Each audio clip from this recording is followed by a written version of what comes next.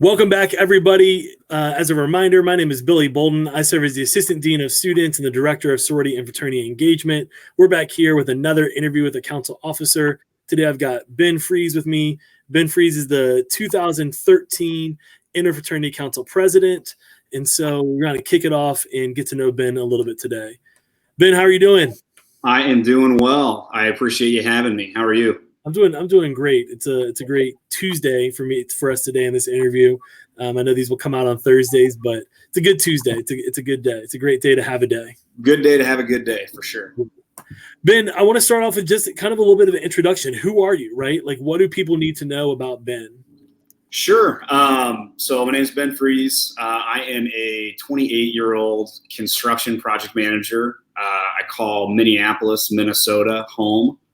I moved up here from Phoenix at the end of last year.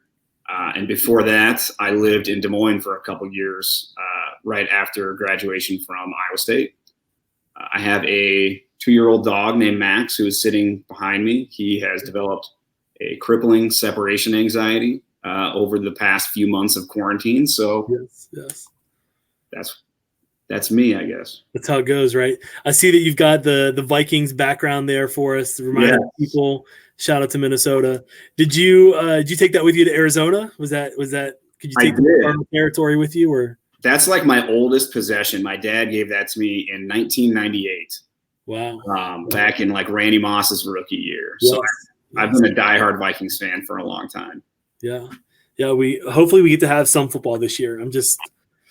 I know that's probably not the safest thing to ask for, but I need football in my life. I need it. I think we're not going to get any college. I think the NFL gets it done, though, because they're paying them. And I think that makes a little more sense than having the student athletes do it. But I also want Brock Purdy to win the Heisman.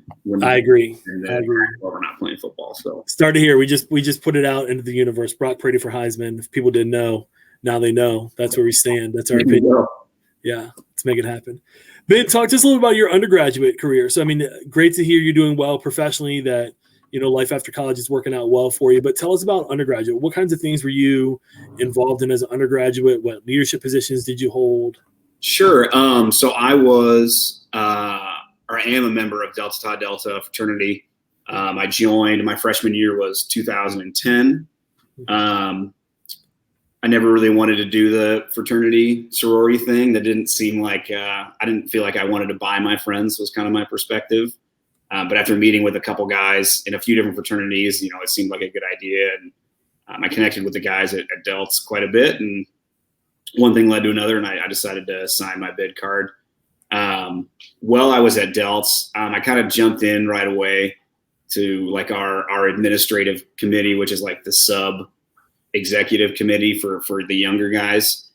I was the brotherhood chair, which was kind of fun. Organized like intramurals, social events, things like that, brotherhood events. And from there, I was on our summer recruitment team. Back in the day, recruitment was kind of all done in the summertime, really informally by a group of like 3 people, which didn't make a ton of sense in the world, but we did it. We did it that way anyway.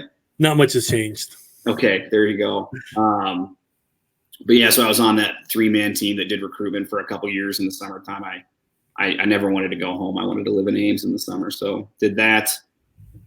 And then I became the vice president of Delt. I want to say my sophomore year. Yeah, my sophomore year, I became the vice president of Delt, and then I ran for and won the VP of Risk Management for IFC. Which was a ton of fun. Like up until I was on IFC, I felt like so much of my kind of experience in my social circle was within my own chapter. And then I joined IFC, and you got to kind of expand your horizon and your social circles and see like a lot of the fraternity rivalries or whatever were just kind of dumb, and we're all, pretty similar, 20-year-old guys. So got to do that, which was an awesome opportunity. And then the following year was the IFC president in 2013, which I cannot believe that was 7 years ago. That seems completely crazy. My first year.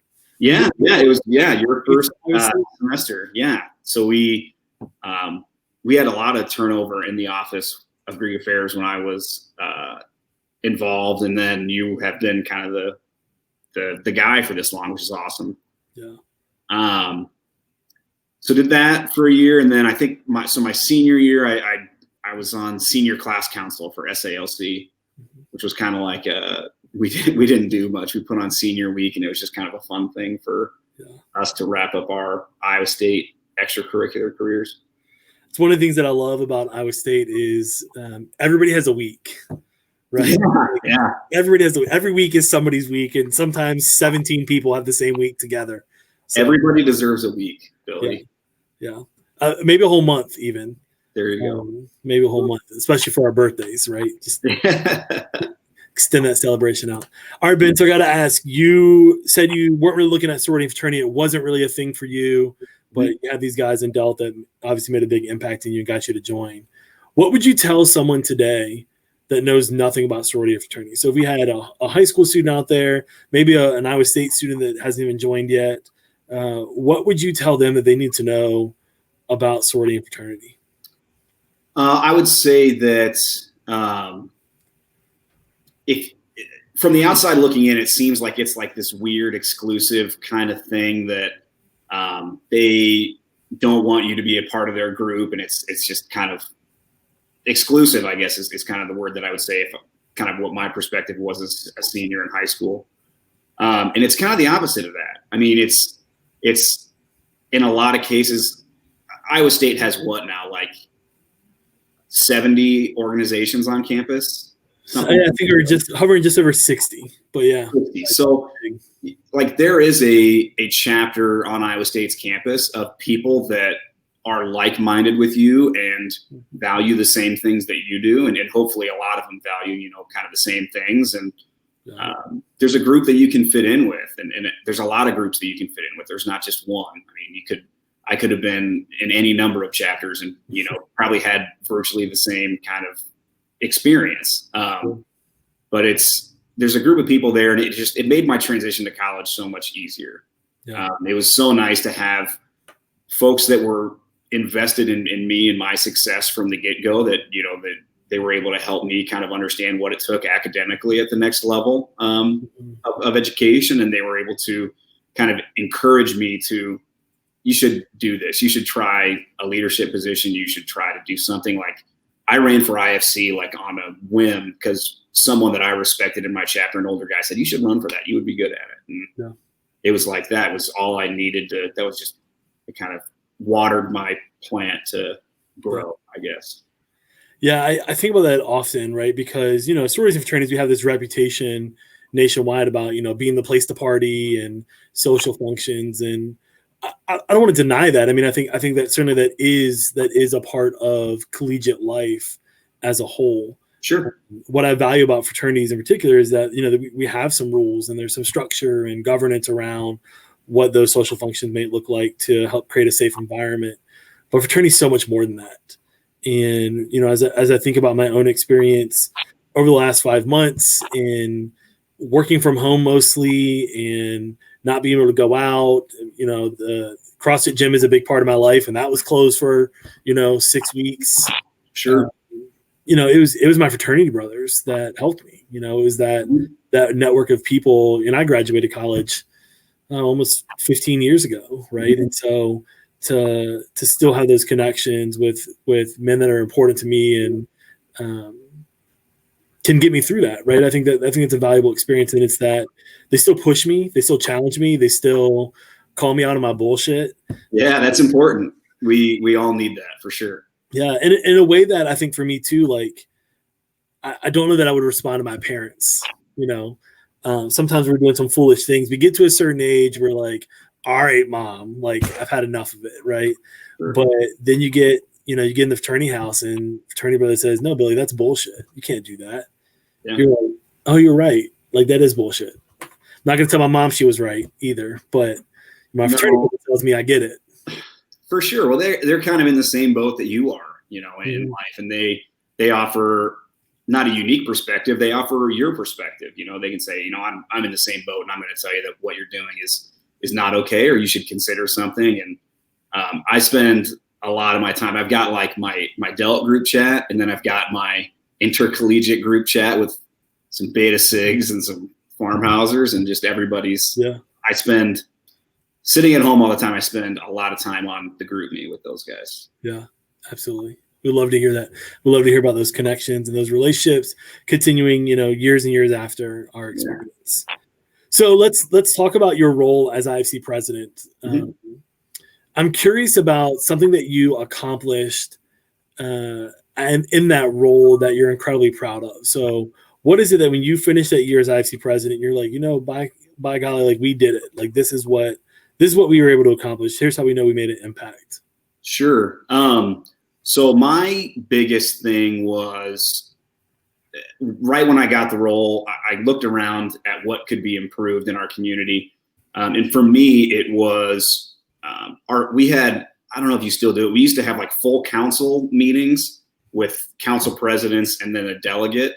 And then you had the IFC executive council there and the advisors and whoever. And then we had our P council meetings, which was always like us suited up, and we'd run through the same agenda that we would run through on a normal IFC, meeting. And it just seemed like we could use that time better.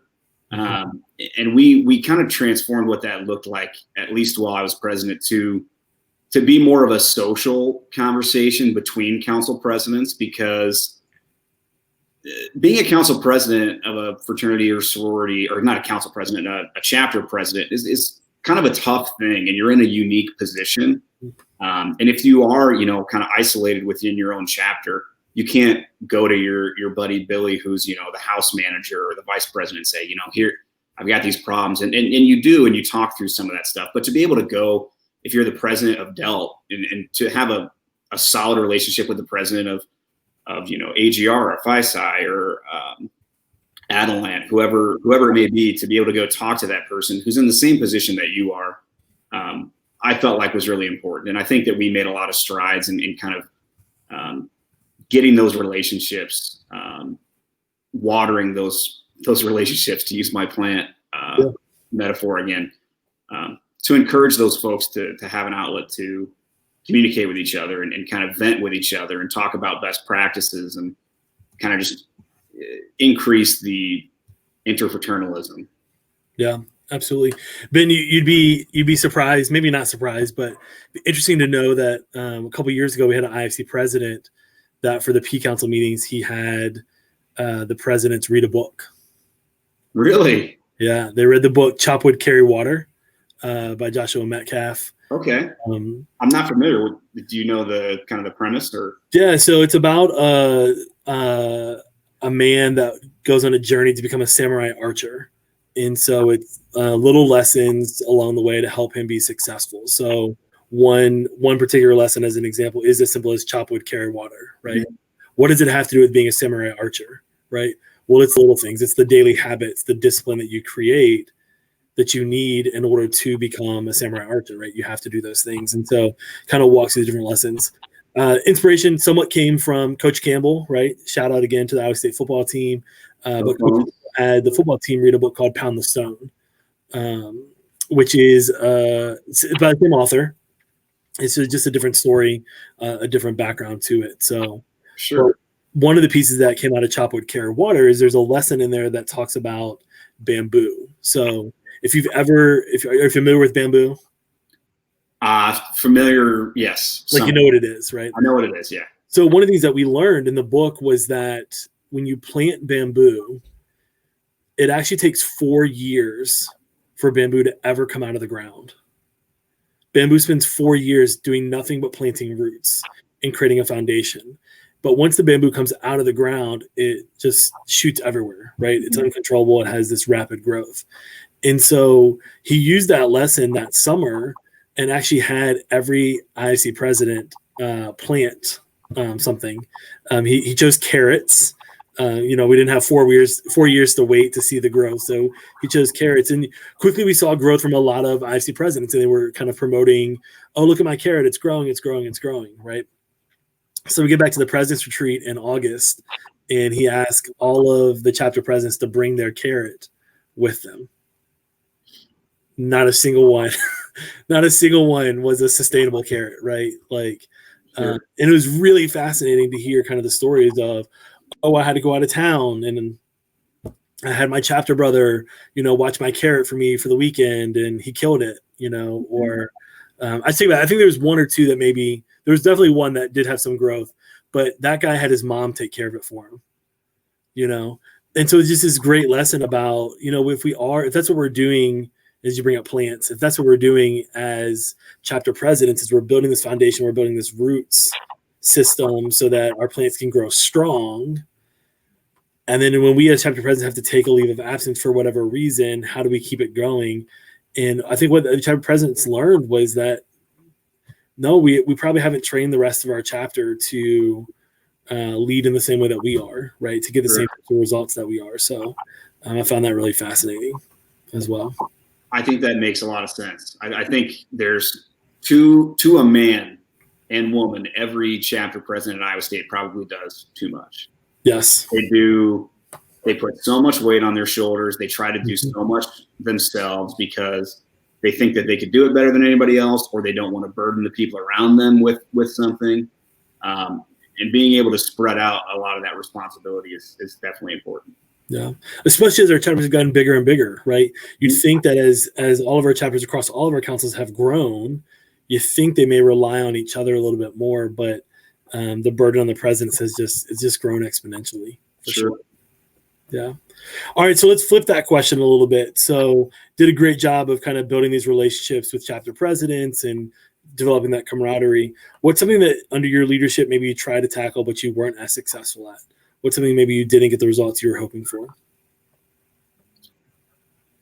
It's hard to think back on specifics there. To be clear, there's a number of things that we were not able to accomplish, but it's been so long that it's tough to recall one thing in particular. I guess if there's one thing that I was disappointed about, it's that on my executive council for IFC, we did have a member who was they weren't able to fulfill their entire term because they didn't meet the academic requirements to do so.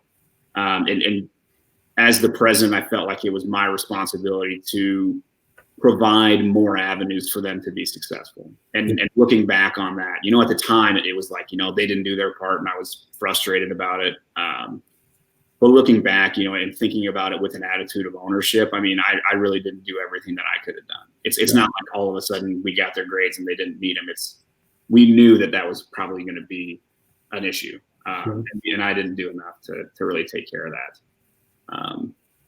So that's probably what I would point to is kind of neglecting my own counsel as far as academics were concerned. Yeah, I think it's hard. I think it's to your point about chapter presidents carrying a burden. I think also that falls a little bit on our council president as well, and our staff too, our advisors as well. But I think anytime an officer can't fulfill their roles or responsibilities for whatever reason, right, that hurts. And it puts us in a point of reflection of like, what could I have done to help, right? Or could I have prevented that? Or did I not do enough? And I think similarly, anytime we lose a chapter, anytime a chapter is suspended or, heaven forbid, loses a charter, I think that's tough on us. It's tough to think about the loss of that group and the impact they were contributing, right? Because regardless of how overall well the chapter was doing, those groups were providing something to the members that were a part of it that was needed. And so it hurts to lose those chapters as well. No, for sure. I totally get that. So what about life after college? How has fraternity been a part of your life? How has fraternity impacted you? What does that look like? Sure. So without my experience in my fraternity and more specifically, maybe the IFC, I probably wouldn't have gotten the job that I got. Yeah. I was a political science major and I really had no idea what I wanted to do, which I kind of realized halfway through, but I thought, I might as well just get through in 4 years and kind of figure it out at that point. I was confident enough to think that I could find something. But really the experiences that I had in leading people in my chapter, leading men on the IFC, creating communication skills, was able to land me a job as a construction project manager who knew really nothing about construction. I was very, I was pretty upfront about that, but they were willing to kind of teach me the construction part as long as I could, conduct myself in a good way, which the fraternity definitely helped me out with. And as far as how that kind of carries into my life today, my fraternity brothers are the guys that I'm closest with to this day. I mean, I still hang out with a bunch of those guys. I still see, and not just within my own fraternity, but the Greek community. If I'm hanging out with someone, odds are that I met them in the Greek community between 2010 and 2014. Yeah. Even when I moved to Phoenix for a little bit after I lived in Des Moines for a short while. Des Moines, my whole crew was kind of that Greek community. Phoenix, I knew like no people except for a couple friends from the Greek community, and I was able to kind of leverage them to build a network down there, and moved to Minneapolis at the end of last year. And wouldn't you know it, the people that I'm spending my time with are the people that I met as a result of connections through the Greek community. So we love that. Is there a favorite memory that stands out to you as a collegian that you can share with us? It's probably I was on IFC, so I was at AFLV at the time. AFLV was an incredible experience both times I got to go. But while I was there, our Delta Tau Delta divisional conference was taking place at the same time, and I wasn't able to attend that. But we were awarded kind of our top 10 chapter in the country award while we were there, which awesome. A lot of folks put a lot of hard work into that, and it was a huge accomplishment for us, and we were really proud of it. It's one of my favorite things about Iowa State is just the sheer number of high performing chapters, and year after year after year, somebody in our community is bringing home a top award for their organization. So it's definitely a huge accomplishment for any chapter to accomplish in their tenure. So for sure. I mean, as council leaders, you get an opportunity to kind of network with a lot of Greek leaders at other universities through AFLV or UIFI, or you go to some one of your own organizations, kind of conferences, events, whatever it may be. And you kind of get to hear what problems they're dealing with. And you think at Iowa State that you have it tough, but you kind of hear what they're kind of going through, what they're battling, and it kind of puts your own problems into perspective, and it creates a sense of pride in what the community at Iowa State is, and what it has been, and what it hopefully will continue to be under our current students' leadership. Love that. So last tough question for you today for Ben, and then I got three more fun ones for you. Sure. What advice would you have for an active member of a sorority or fraternity today? So if you were talking to a group of our students today, what advice would you give them? I would say buy the ticket, which is kind of something that we used to say in my chapter, which is just to do something. Whatever it is, if you're presented an opportunity, buy the ticket, do it. That could be literally if your buddy comes into your room in the summer and you're hanging out doing nothing, and he says, "Hey, do you want to go on a road trip? Where are we going? I have no idea. We'll figure it out on the way." Perfect. I'm in. Do that. It's one of the best experiences of my entire life. If that's, "Hey, I think that you would be a great fit to, be our VP of finance, our treasurer, to run for president," do it.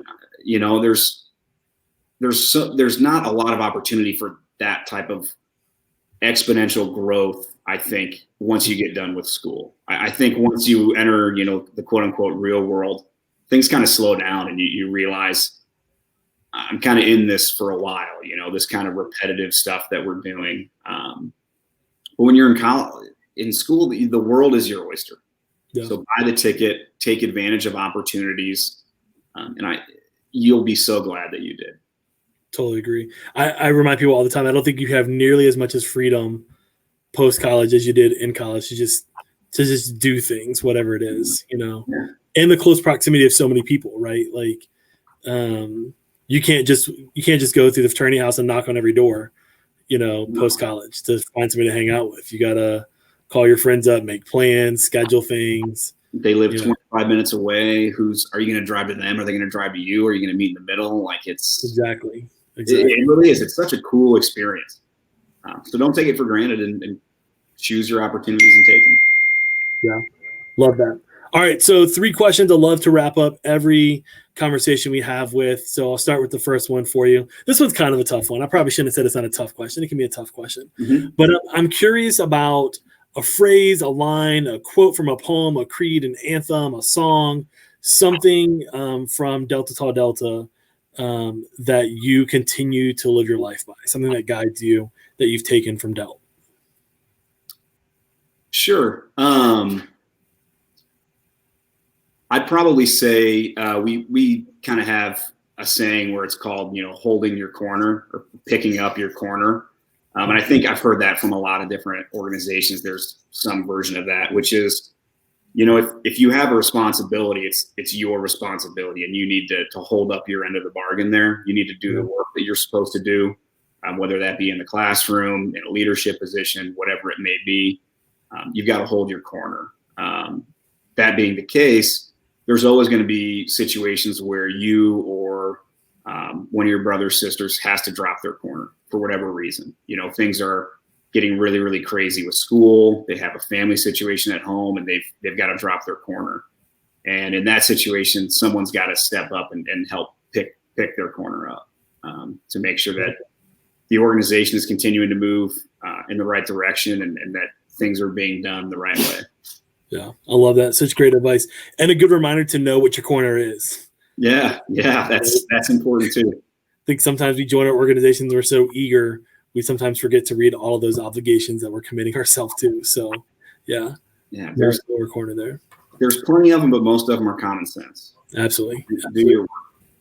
So, Ben, I don't know if you're a reader or a TV watcher or a combination of both, but I'm curious about something to read, something to watch, maybe one of each, maybe 2 of one. What are you reading? What are you watching right now?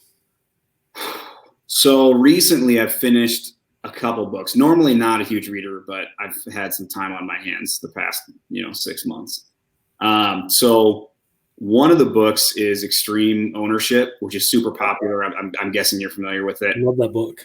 It's an awesome read. And it's a great read for leaders of fraternity organizations. I read it because I'm a project manager, and I today lead my project teams, and everything's on me.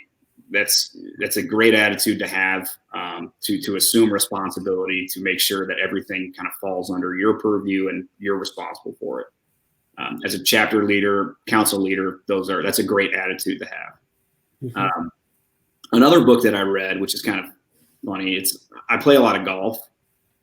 And I historically have maybe gotten a little mad on the golf course once or twice. So I read this book called Zen Golf, which is an incredible book. I can't recall the author off the top of my head. But it basically, it's a guy who takes some principles of like Zen Buddhism and applies them to golf, which applies in turn to every facet of your life. It's an incredible book. It's about managing expectations, handling disappointments, creating confidence in yourself. I couldn't recommend it enough. Awesome book. Yeah. Then golf. Love that. I'll have to check it out. I haven't, my golf game has died basically. Sure. I don't remember the last time that I've actually gone out to play golf, but something I've thought about recently is finding more time for myself. And I think golf is a way that I can force myself to do that. So maybe I have to pull the clubs back out and read Zen Buddhism to figure that out. And I don't know if you can see, but it's kind of messy back here, but I think I have Extreme Ownership kind of up there. Oh yeah, I see it. Sitting on the shelf. So there you go. Definitely one of my collection. The book that I've been reading right now is actually this book. It's called The Will to Change, Men, Masculinity, and Love. So a couple of years ago, we started a program called Men for Fraternal Excellence.